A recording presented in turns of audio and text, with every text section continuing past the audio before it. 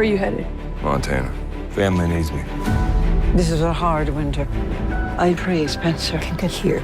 As long as we've known Cara, she's been writing to Spencer. She's had this hope that he'll come back and help. I mean, she hasn't gotten any responses, and it's winter, and he's still not there.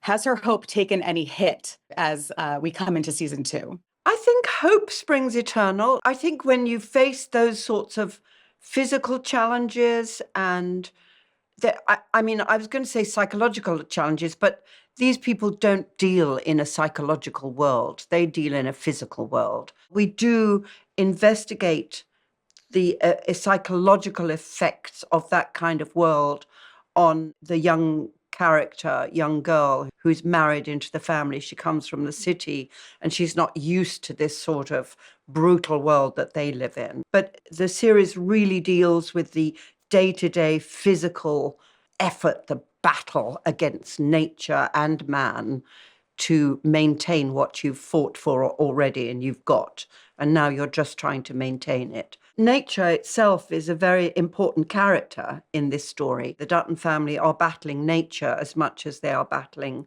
mankind. And that's a story that we're all more and more aware of, aren't we? Especially, obviously, with the fires in Los Angeles, with the sort of devastation that nature is causing on the planet. Harrison, sounded like you wanted to say something. No, I just wanted to reflect on what you said to Helen about Cara's writing Spencer. I think in a perhaps slightly over-poetic way, I think she needs to do this. And she's doing it for herself as much as she's doing it in the hope that he will come. She's making sense of this, and she's looking for a way out of it. And I think it's like it's her version of a journal in a way. Diary. Yeah. And it is. And it's a spectacular insight into the mind of a woman that Taylor Sheridan has imagined. This kind of rough cowboy guy has written extraordinary female characters. Yes, absolutely. Extraordinary. Helen's part, all of the other female parts are just filled with passion and purpose and tragedy. Complexity, absolutely. Vulnerability, complexity, strength, everything you want a great character to have. Saracen, I'm so glad you brought that up because his female characters are fantastic. Sometimes people think to write a great female character, it's got to be strong, strong. I'm a strong character. I'm strong. I'm a female. I'm strong. That's not an interesting character. An interesting character is complex and vulnerable and afraid and mad and, energetic or, complex. And that's what Taylor does. He gives women exactly the complexity that he'll give a male character. And he'll give a male character characteristics which are... Yeah, gentle or soft or vulnerable, emotionally vulnerable. Absolutely. Yes, those characters which are usually assigned to women. Yeah, yeah. And he'll show that, he'll give you the opportunity to reflect that reality as well. You're lucky I love you so much. If I didn't, I'd ride on those mountains with a bottle of whiskey and I'd sit under a tree and I would not come down. That's how much I hate getting old. Watching my body betray me. I love that you're both talking about this because something that has struck me throughout is there's a very lived-in, comfortable warmth and affection between your characters. Obviously, they've been married quite some time, right? And they clearly love each other. But I always wonder, was that something you think they had from the beginning? Because there is a softness they show with each other that they don't show with the outside world. Is that something you think that they were able to do early on in their relationship, or is that kind of hard won over time? I think their partnership is part physical love and a common experience that has sealed them together. But I think there's also something, these people were fated to find each other. They're partners. They have sensed the strength of each other and the value of that strength in their relationship. And they have absolutely supported and helped each other face the challenges that they have together.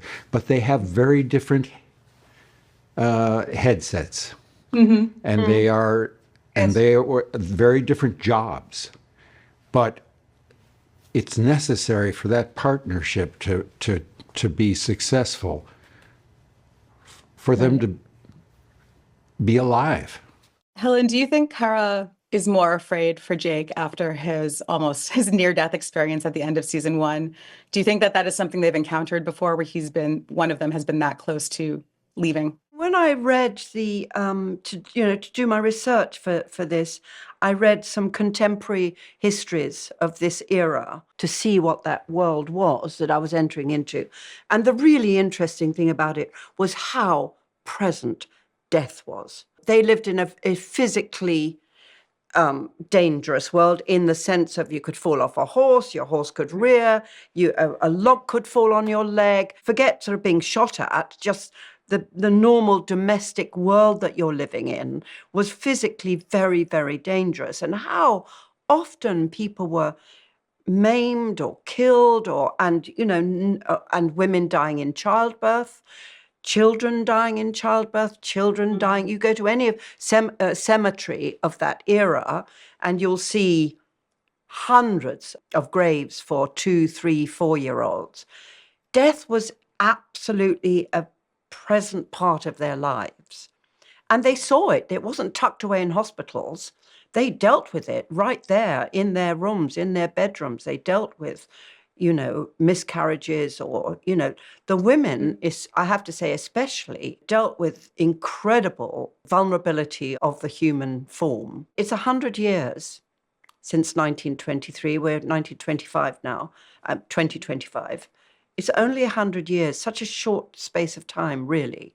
And yet how absolutely massively the world has changed.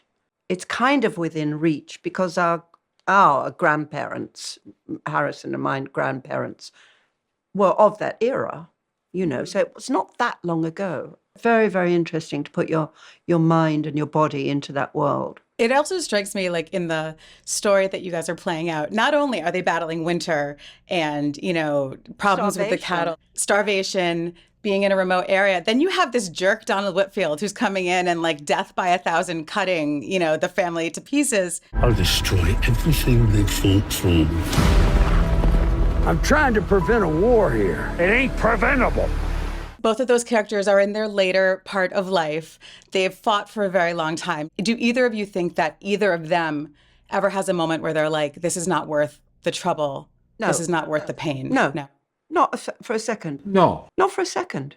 This is what we deal with. What do we deal with today? Don't think about tomorrow, just today. What do we deal with? This afternoon, what do we have to do this afternoon? What do you think, Harrison? No, they don't. I think these people had to deal with time.